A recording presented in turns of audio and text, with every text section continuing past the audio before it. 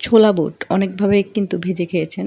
এভাবে একবার ভেজে খেয়ে দেখবেন কেমন লাগে অবশ্যই জানাবেন। এটা আসলে আপনি ছোলা বুটের পাকোড়াও বলতে পারেন। তো আমি ছোলা বুটগুলো আগেই কিন্তু সিদ্ধ করে নিয়েছি। এরপরে আমি এটার জন্য যেই মশলাগুলো আমার লাগবে বা যেটা দিয়ে আমি এটা ভাজবো, সেজন্য আমি এখানে ১ম এ বেসন নিয়ে নিয়েছি। সাথে দিয়ে দিচ্ছি একটু হলুদের গুঁড়ো, একটু লবণ, একটু জিরে গুঁড়ো, একটু ধনে গুঁড়ো। আমি এখানে সব গুঁড়ো মশলাই দেবো। আর দিয়েছি একটু গরম মশলার গুঁড়ো। দিয়ে দিচ্ছি একটু লাল মরিচের গুঁড়ো। এই মরিচের গুঁড়োটা আপনারা বুঝে দেবেন। আপনারা যতটুকু ঝাল খেতে চান সেই অনুযায়ী দিবেন। দিয়ে দিচ্ছি একটু রসুন বাটা, একটু আদা বাটা মানে একসাথেই। আর ১ ফালি লেবু চিপে এটার রসটা দিয়ে দিচ্ছি।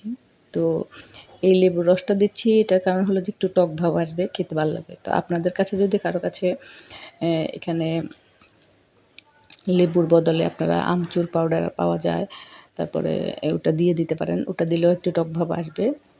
অথবা চাট মশলা ওটা দিয়ে দিতে পারেন। এরপর আমি দিয়ে দিলাম ধনেপাতা। দিয়ে আমি বেসনের সাথে মশলা, ধনেপাতা ভালো করে মেখে নিচ্ছি। এটা যখন ভালো করে মাখানো হয়ে যাবে তখন আমি তার মধ্যে দিয়ে দেবো সেই সিদ্ধ করে রাখা ছোলাগুলো।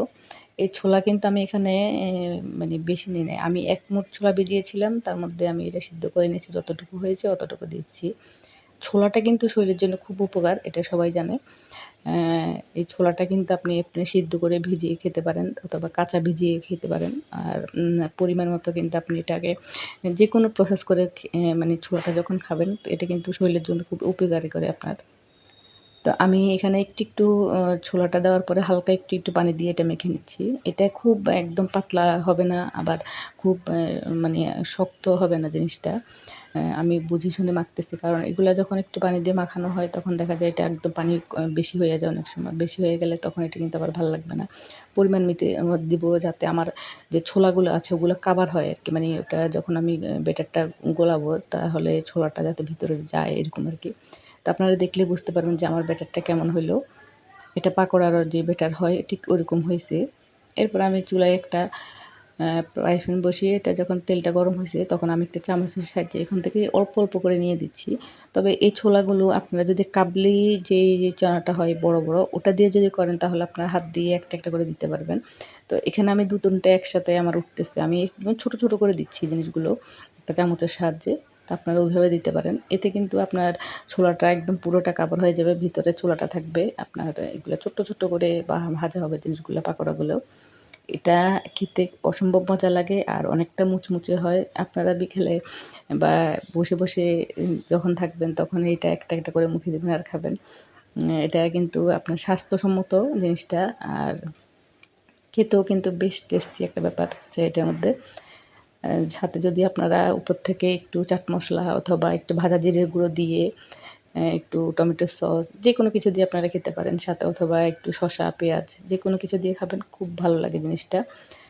তো আমি এটা খুব চটজলদি বানিয়েছিলাম। আমি প্রায় বিকেলে এটা সেটা আমাকে বানাতে হয় বাসায়। তো আমি অতটা আপনাদের সাথে মানে একদম রেডি করে প্রেজেন্টেশন যেটা করা হয় ওটা করতে পারি না। যার জন্য কিন্তু আমি ওভাবে আপনাদের সাথে দেখাইতে পারি না ওই রেসিপিগুলো। তবে যতটা সম্ভব চেষ্টা আমি দেখাই। দেখুন আমার এগুলো একদম যখন লালচে করে ভাজা হয়ে গেছে তখন আমি তুলে নিচ্ছি। এগুলো আপনি যখন তেলে ছাড়বেন এগুলো কিন্তু আস্তে মানে তেলে ছাড়ার সাথে এটা নিচ থেকে আস্তে করে উপরে উঠে যাবে। আর চুলার হিটটা অবশ্যই আপনারা কিন্তু মিডিয়ামে রেখে ভাজবেন। একদম লো করবেন না আবার খুব হাই হিটে দিবেন না জিনিসটা। তো আমি সবগুলো এভাবে দিয়ে ভেজে নিচ্ছি দেখুন। যেহেতু বেসন এটা কিন্তু এমনিতেই মুসমুসে হয় অনেক। এটা দেওয়ার সাথে দেখবেন নিচে থেকে একদম খুব সুন্দর করে উপরে উঠে যায় জিনিসগুলো। তো আপনারা যদি ভালো লাগে জিনিসটা বাসায় কিন্তু একবার ট্রাই করে দেখতে পারেন যে কেমন লাগে খেতে। আমার সবগুলো কিন্তু ভাজা হয়ে গেছে দেখুন। এই যে আমি ভেঙে দেখাচ্ছি কতটা মুসমুসে হয়েছে ভিতরে কিন্তু ছোলাটা দেখা যাচ্ছে।